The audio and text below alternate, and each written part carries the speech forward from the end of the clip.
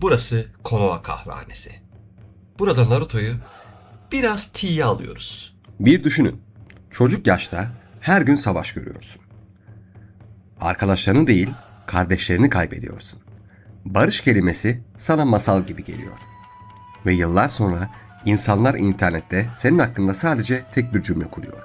Tobirama Uchiha düşmanıydı. Gerçekten bütün hikaye bundan mı ibaret?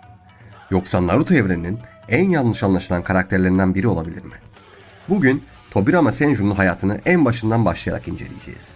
Çocukluğunu, kayıplarını, kararlarını, hatalarını ve neden hala Naruto evreninin en tartışmalı Hokage'lerinden biri olduğunu konuşacağız.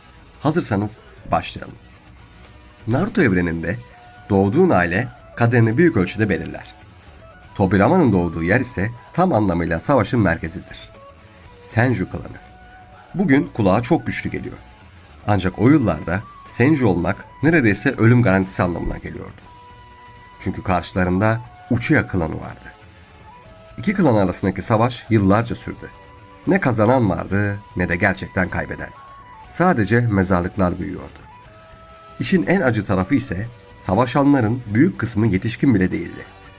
Çocuklar silah tutmayı oyuncak tutmaktan önce öğreniyordu. Bugün ilkokulda matematik sınavına giren çocuklar var. Naruto evreninde ise aynı yaşta çocuklar savaş meydanına gönderiliyordu. İnsan ister istemez Eğitim Bakanlığı o dönemde tam olarak ne yapıyordu diye düşünüyor. Tobirama da tam olarak böyle bir dünyada doğdu. Babası Butsuma Senju oldukça sert bir liderdi. Onun gözünde savaşmak bir görevdi. Duygular ise zayıflıktı. Çocukları küçük yaşlardan itibaren cepheye götürüyordu. Kaç yaşında olduklarının hiçbir önemi yoktu. Hayatta kalabiliyorsa yeterince büyümüş sayılıyorlardı. Bu yüzden Tobirama'nın çocukluğu oyunu oynayarak değil, hayatta kalmaya çalışarak geçti. Bu durum onun karakterini tamamen değiştirdi. Hashirama insanlara güvenmeyi öğrendi. Tobirama ise insanları analiz etmeyi öğrendi. Hashirama kalbiyle hareket etti, Tobirama ise mantığıyla. İşte iki kardeş arasındaki en büyük fark burada oluştu. Senju ailesi oldukça kalabalıktı. Hashirama, Tobirama, Kawarama, Itama dışarıdan bakınca güçlü bir aile gibi görünüyorlardı. Ancak savaş hiçbir aileyi ayırmıyordu. Özellikle Senju ailesini. İlk büyük acı çok erken geldi. Tobirama'nın küçük kardeşi Kawarama daha çocuk yaşta savaşta hayatını kaybetti. Üstelik düşmanı yetişkin bile değildi. Karşısındaki de başka bir çocuktu. İki çocuk birbirlerini tanımıyorlar, birbirlerinden nefret etmiyorlar. Ama aileleri yıllardır savaştığı için birbirlerini öldürmek zorunda kalıyorlar. İşte Naruto evreninin en trajik taraflarından biri de buydu. Bu olayın etkisi henüz geçmeden ikinci darbe geldi. Diğer kardeşi Itama da savaşta öldürüldü. Artık Senju ailesinde yaz günlük bir hayat parçası gibi olmuştu. Hashirama bu kayıplardan sonra barışı daha çok istemeye başladı. Tobirama ise aynı olaylara tamamen farklı baktı. Onun aklında tek bir düşünce vardı. Bir daha böyle kayıplar yaşanmamalı. Bu yüzden duygularını geri plana attı. Kurallar, disiplin, planlama ve mantık hayatının merkezine yerleşti. İnsanlar onu yıllar sonra soğuk biri olarak tanıyacaktı. Aslında soğuk değildi. Sadece acıya alışmıştı. Tam bu sırada Hashirama'nın hayatına ilginç biri girdi. Madara Uchiha. İki çocuk birbirini tanımıyordu. Klanlarını da bilmiyorlardı. Sadece arkadaş olmuşlardı. Hashirama bu dostluğu büyük bir umut olarak görüyordu. Tobirama ise uzaktan izliyordu. Çünkü o, savaşın insanları kolay kolay değiştiremeyeceğini düşünüyordu. Bir gün gerçek ortaya çıktı. İki arkadaşın aslında düşman klanlardan geldiği anlaşıldı. Ve o gün hayaller yerini yeniden savaşa bıraktı. İşte Tobirama'nın karakteri tam da bu olaylarla şekillendi.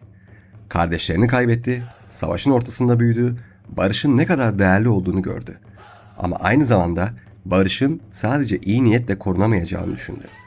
Belki de bu yüzden ileride vereceği bütün kararların temelinde tek bir düşünce vardı. Duygular geçicidir. Kurallar ise insanları hayatta tutar. Tobirama artık çocuk değildi. Savaş meydanlarında büyüyen küçük bir çocuk. Artık Senju klanının en önemli savaşçılarından biri olmuştu. Kılıcı ustalıkla kullanıyordu. Su tekniklerinde inanılmaz bir yeteneğe sahipti. En önemlisi ise duygularına değil, aklına güveniyordu. Hashirama savaş meydanında insanları kurtarmaya çalışıyordu. Tobirama ise savaşı nasıl kazanacağını düşünüyordu. İki kardeş birbirinden tamamen farklıydı. Ama tam da bu yüzden birbirlerini tamamlıyorlardı. Birisi kalpti, diğeri ise beyindi. Bir köy kuracaksan ikisine de ihtiyacım vardı. Bu yıllarda Senju ve Uchiha savaşları daha da şiddetlendi. Her savaşta yeni insanlar ölüyor, yeni çocuklar yetim kalıyordu. Madara ile Tobirama artık sürekli aynı cephede karşılaşıyordu. İkisi de olağanüstü yetenekliydi. Ama birbirlerine bakış açıları tamamen farklıydı. Madara için Tobirama ailesini öldüren klanın bir üyesiydi. Tobirama için ise Madara, Senju klanının önündeki en büyük tehditti. Bu yüzden savaş onlar için kişisel hale gelmeye başladı. Derken Naruto tarihini değiştiren savaşlardan biri başladı. Bu savaş sırasında Madara'nın kardeşi Izuna Uchiha Tobirama ile karşı karşıya geldi. Izuna sıradan biri değildi. Madara'nın en güvendiği kişiydi. Sharingan ustasıydı. Uchiha klanının geleceği olarak görülüyordu. Karşısındaki kişi ise Tobirama Senju'ydu. İki olağanüstü ninja tek bir savaş alanında buluştu ve savaşın sonunda kazanan Tobirama oldu. Izuna ağır şekilde yaralandı. Bir süre sonra da hayatını kaybetti. Bu olay sadece bir savaşın sonucu değildi. Naruto tarihinin kırılma noktalarından biriydi. Madara için artık hiçbir şey eskisi gibi değildi. Kardeşini kaybetmişti. Ailesinin büyük kısmını kaybetmişti. Savaştan geriye sadece öfke kalmıştı. Tobirama ise bu olaya farklı bakıyordu. Onun gözünde bu bir düello değildi. Bu savaşın kaçınılmaz sonucuydu. İşte Tobirama'nın karakterini anlamak burada çok önemli. O hiçbir zaman savaşmayı sevmedi. Ama savaş başladığında asla tereddüt etmedi. Çünkü onun düşüncesine göre kararsızlık daha fazla insanın ölmesine neden oluyordu. Yıllar geçtikçe iki klan da yoruldu. Artık hiç kimsenin kazanamadığı savaşlar yapılıyordu. Her zafer yeni bir cenaze getiriyordu. Tam bu sırada Hashirama yeniden bir teklif sundu. Barış, kalıcı bir köy, çocukların savaşmadığı bir gelecek. Hashirama bunu yıllardır istiyordu. Madara ilk başta bunu kabul etmek istemedi. Ama sonunda iki büyük lider el sıkıştı ve Konoha'nın temelleri atıldı. Birçok kişi Konoha'nın sadece Hashirama tarafından kurulduğunu düşünür. Aslında bu doğru değildir. Hashirama köyün ruhunu oluşturdu. Ama Tobirama o ruhun ayakta kalmasını sağlayacak sistemi kurmaya başladı. Kurallar, yönetim, güvenlik, disiplin. Tobirama'nın aklı sürekli geleceği düşünüyordu. Bir anlamda Hashirama mimardı. Tobirama ise mühendisti. Birisi güzel bir ev yapalım diyordu. Diğeri ise temeli sağlam olmazsa ilk depremde yıkılır diyordu. Dürüst olmak gerekirse ikisinden sadece biri olsaydı Konoha bu kadar uzun süre yaşayamazdı. Fakat herkes aynı fikirde değildi. Madara zamanla köyün yönetiminden uzaklaştığını hissetmeye başladı. Tobirama ise Uchiha klanının gücünü dikkatle izliyordu. Çünkü geçmişi unutmamıştı. Çocukken kaybettiği kardeşlerini unutmamıştı. Yıllarca süren savaşları unutmamıştı. Ve aklında tek bir soru şuydu. Eğer bir gün aynı şey tekrar yaşanırsa köyü kim koruyacak? İşte bu soru ileride Naruto tarihinin en tartışmalı kararlarının başlangıcı olacaktı. Konoha artık kurulmuştu. Savaş bitmiş gibi görünüyordu.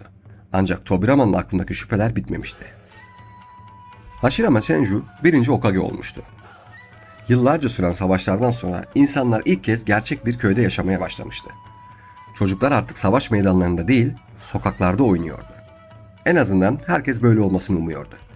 Fakat Tobirama'nın aklı hala rahat değildi. Çünkü o geçmişi unutamıyordu. Bir köy kurmak zordu. Ama onu yıllarca ayakta tutmak çok daha zordu. İşte Tobirama'yı diğer liderlerden ayıran şey buydu. O sadece bugünü değil, 50 yıl sonrasını düşünüyordu. Hashirama'nın ölümünden sonra Konoha büyük bir karar vermek zorundaydı. Yeni Hokage kim olacaktı? Ve bu görev Tobirama Senju'ya verildi. Böylece Naruto tarihinin 2. Hokage dönemi başladı.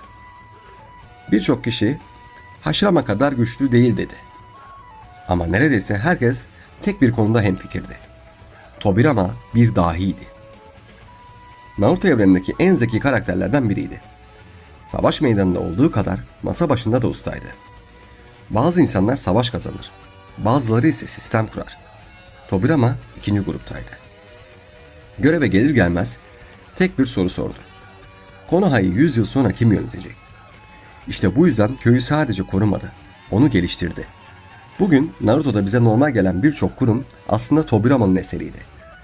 Ninja Akademisi, Chunin sınavları, Anbu sistemi, görev organizasyonu, köy yönetimi, bunların büyük kısmını onun döneminde şekillendi. Bir anlamda Tobirama modern Konoha'nın mimarıydı. Şimdi dürüst olalım. Adam birkaç yıl içinde öyle şeyler yaptı ki insan ister istemez düşünüyor. Bu kadar işi ne ara yaptı? Bir yandan Hokage, bir yandan bilim insanı, bir yandan stratejist, bir yandan yeni teknik geliştiriyor, bir yandan da köy yönetiyor. Yani Tobirama'nın günlük programını görsek muhtemelen ilk 3 dakikada yorulurduk. Hashirama insanlara umut verdi, Tobirama ise Excel tablosu açıp sistem kurdu. Eğer Naruto evreninde belediye başkanı, İçişleri Bakanı ve araştırma geliştirme müdürü aynı kişi olsaydı o kişi büyük ihtimalle Tobirama olurdu. Fakat onu efsane yapan şey sadece yönetim değildi. Geliştirdiği jutsular da inanılmazdı. Bunlardan ilki gölge klon tekniği. Evet, Naruto'nun deli gibi spamladığı teknik. Birçok kişi bu tekniği Naruto icat etti sanıyor. Hayır, Naruto onu mükemmel kullandı. Ama geliştiren kişi Tobirama'ydı. Bu teknik sayesinde bir ninja aynı anda birçok farklı görev yapabiliyordu. Savaşlarda büyük avantaj sağlıyordu. Sonrasında ise Naruto sayesinde tarihin en meşhur jutsularından biri haline geldi. İkinci büyük icadı uçan gök gürültüsü tekniği, yani Flying Raijin. Bugün bu teknik denince çoğu kişinin aklına Minato geliyor. Haklılar, çünkü Minato bu tekniği inanılmaz bir seviyeye taşıdı. Ama temellerini atan kişi yine Tobirama'ydı. Bir işaret bırakıyordu ve anında oraya ışınlanıyordu. Bugün bile birçok hayran bu tekniğin Naruto evrenindeki en kullanışlı tekniklerden biri olduğunu düşünüyor. Şöyle bir düşününce sabah işe geç kalıyorsun, kapıya mühür bırakmışsın, hop bir saniyede ofistesin. Naruto evreninde trafik sorunu yaşayan tek kişi büyük ihtimalle Tobirama değildi. Ve en tartışmalı jutsuya geldik. Edo Tensei, yani diriltme tekniği. Bu tekniği geliştiren kişi de Tobirama'ydı. Amacı savaşta bilgi toplamaktı. Ama yıllar sonra Orochimaru bu tekniği geliştirdi. Kabuto daha da ileriye taşıdı. Ve sonuç 4. Büyük Ninja Savaşı. İşte burada ilginç bir durum ortaya çıkıyor. Bir teknoloji onu kullanan kişiye göre iyi ya da kötü olabilir. Bıçakla yemek de yapabilirsin, suç da işleyebilirsin. Tobirama'nın jutsuları da biraz böyleydi. Ancak onun hakkındaki en büyük tartışma jutsuları değil, Uchiha klanına bakış açısıydı. Tobirama gerçekten Uchiha düşmanı mıydı? Yoksa sadece fazla mı temkinliydi? Bu sorunun cevabı belki de Naruto tarihindeki en büyük tartışmalardan biri. Tobirama Senju denildiğinde akla ilk gelen şeylerden biri Uchiha klanı. Yıllardır aynı tartışma sürüyor. İşte Tobirama Uchiha düşmanıydı. Peki gerçekten öyle miydi? Yoksa olay bundan çok daha karmaşık mıydı? Bunu anlayabilmek için önce onun nasıl düşündüğünü anlamamız gerekiyor. Tobirama'nın çocukluğu savaş içinde geçti. Kardeşlerini Uchiha savaşlarında kaybetti. Yıllarca aynı insanlarla savaştı. Bu yüzden Uchiha'lara güvenmemesi şaşırtıcı değil. Fakat önemli olan şu, güvenmemek, nefret etmek anlamına mı gelir? Bence burada ince bir çizgi var. Tobirama hiçbir zaman bütün Uchiha'lar kötüdür demedi. Onun söylediği şey şuydu, Uchiha'lar çok güçlüdür. Bu güç doğru yönetilmezse köy için büyük tehlike oluşturabilir. Bu iki cümle arasında büyük bir fark var. İşte tam bu yüzden Uchiha polis gücünü kurdu. Bugün birçok kişi bu kararı yanlış buluyor. Çünkü Uchiha klanı köy yönetiminden uzaklaştırıldı. Ama başka bir bakış açısı da var. Polis olmak, köyün en önemli görevlerinden biridir. Tobirama gerçekten onları dışlamak mı istedi, yoksa köyün güvenliğini en güçlü klana mı emanet etti? Bu sorunun da kesin bir cevabı yok. Naruto serisinde de bu özellikle gri bir şekilde bırakılıyor. Burada ilginç başka bir ayrıntı var. Tobirama'nın öğrencilerinden biri Kagami Uchiha'ydı. Evet, bir Uchiha. Üstelik Tobirama'nın güvendiği isimlerden biriydi. Bu ayrıntı çoğu zaman gözden kaçıyor. Eğer gerçekten bütün Uchiha'lardan nefret etseydi bir Uchiha'yı en yakın çevresine alır mıydı? Muhtemelen hayır. Demek ki Tobirama'nın problemi soyadı değildi. Kontrolsüz güç ihtimaliydi. Şimdi kendini Tobirama'nın yerine koy. Yıllarca savaşmışsın, kardeşlerini kaybetmişsin, binlerce insan ölmüş. Sonra dünyanın en güçlü kalanlarından biri senin köyünde yaşamaya başlıyor. Sen ne yapardın? Tamamen güvenir miydin yoksa tedbir alır mıydın? İşte Naruto hayranlarının yıllardır tartıştığı konu tam olarak bu. Tobirama'nın hayat felsefesi büyük ihtimalle şuydu. Önce güvenlik, Hashirama ise önce arkadaş olalım. İkisini aynı ofise koysan birisi güvenlik kamerası taktırır, diğeri çiçek ekler. Yıllar geçti, Konoha büyüdü, yeni nesil ninjalar yetişti. Fakat yeni tehditler de ortaya çıktı. Bir gün Kinkaku ve Ginkaku kardeşleri büyük bir saldırı başlattı. Tobirama yanında öğrencileriyle birlikteydi. Durumu hemen analiz etti ve kaçmalarının imkansız olduğunu gördü. Birinin geride kalması gerekiyordu. İşte Tobirama'nın karakterlerini en iyi gösteren an burada. Hiç düşünmeden konuştu. Dikkatlerini ben çekeceğim. Öğrencileri itiraz etti ama kararını değiştirmedi. Çünkü Hokage olmak en önde yürümekti. En büyük fedakarlığı yapmak demekti. Ve o gün bunu yaptı. Gitmeden önce son bir karar verdi. Yeni Hokage'yi seçti. Hiruzen Sarutabi. O anda Hiruzen'in gözlerinde korku vardı. Çünkü büyük bir sorumluluk alıyordu. Tobirama ise sakindi. Liderlik bazen gücü devretmeyi bilmektir. Ve Tobirama da bunu başardı. Sonra tek başına düşmanların üzerine yürüdü. Naruto serisi bize o savaşı ayrıntılı göstermedi. Ama sonucu hepimiz biliyoruz. İkinci Hokage köyünü korurken hayatını kaybetti. Hayatı boyunca yaptığı gibi. Son anına kadar görevini yerine getirdi. Bugün insanlar Tobirama'yı iki farklı şekilde hatırlıyor. Bir grup onun Uchiha'lara haksızlık yaptığını düşünüyor. Diğer grup ise onun yıllar sonrasını gören bir lider olduğunu inanıyor. Belki de gerçek bu iki görüşün tam ortasında. Çünkü Tobirama kusursuz değildi. Bazı kararları hala tartışılıyor. Ama şunu inkar etmek zor. Modern Konoha'nın temellerini atan kişi kesinlikle Tobirama'ydı. Ninja Akademisi, Anbu, Chunin sınavları, Flying Raijin, Shadow Clone, Edo Tensei bunların hepsi onun mimarisinin bir parçası. Naruto evreninde çok güçlü karakterler var.